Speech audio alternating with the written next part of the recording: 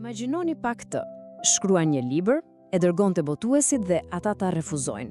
Po jo se nuk është i mirë, as pak, por për një arsye që sinqerisht është krejt e pabesueshme. E po, pikërisht kjo i ndodhi librit Letër burrave të Liz Bukurocës. Dhe pikërisht ky refuzim u bë shkëndija për një debat të madh. Sot do të zhytemi thellë në idetë e këtij libri për të kuptuar pse u konsideruan kaq, le të themi, trondice.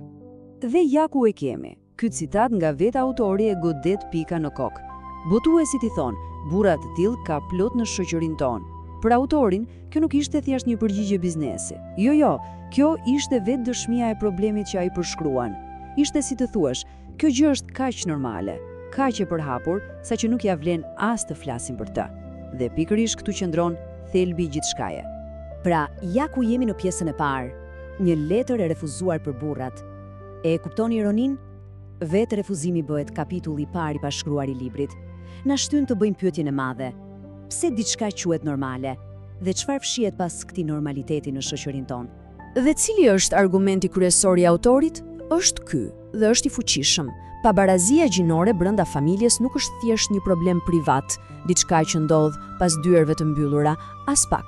Sipas tij, ajo është rënja, shkaku kryesor i shpërbërjes së gjithë shoqërisë, madje edhe të kombit. Pra, ajo që ndodh në shtëpi formoson gjithçka jashtë saj. Mirë, po si ndodh kjo konkretisht? Si kalon problemi nga familja te shteti? Autori na prezanton me një koncept kyç, një figurë që ai quan despotin në shtëpi. Tani, ç'është ky despot? Autori e përkufizon qartë, është tirani i familjes, ai që përgjon mbi këshyr, ai që vendos kufit e lirisë dhe nderit për gjithë të tjerët. Të jemi të qartë, këtu nuk po flasim thjesht për një baba autoritar tradicional. Jo, despoti është ai që e sheh familjen si territorin e tij privat dhe antarët e tjerë si pronë. Liria e tyre, ajo varet plotësisht nga vullneti i tij. Dhe kjo krijon një ndarje brutale rolesh. Nga njëra anë kemi burrin e lirë. Ai është pronari, ai që mban çelësat, e nderit dhe e lirisë. Ai i mban për vete të gjitha tiparet njerëzore, pra, të drejtën për të vendosur, për të qenë autonom. E nga ana tjetër, gruaja e nështruar. Sipas kësaj logjike të shtrembër, ajo zhvishet nga këto tipare.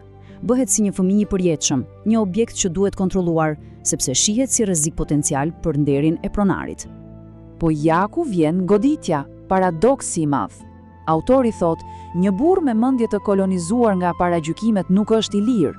Ai është një pronar që ushtron tutelën i mbi skllëvërit e vet. E kuptoni?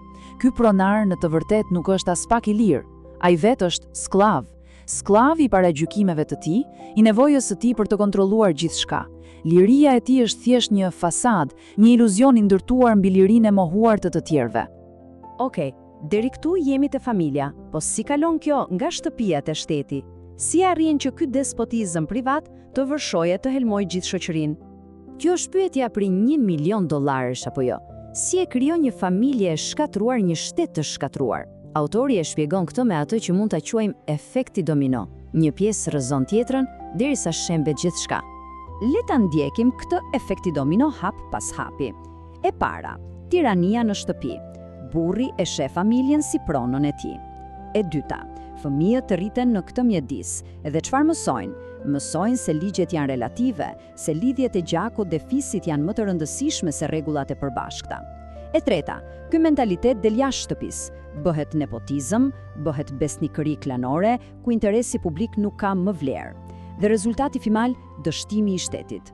Ajo që mbetet është thjesht një karikaturë, një imitim i zbet i një shteti funksional. Pra, ideja themelore është kjo. Karikaturat e shteteve tona janë vizatuar në familje, në arsim dhe në mendësim publike. Plani i një shteti të dështuar nuk hartohet në zyrat qeveritare, jo, ai skicohet aty, në familje, ku fëmijët marrin leksionet e para për pushtetin, për drejtësinë edhe për atë se cilat rregulla ja vlen të respektohen e cilat jo.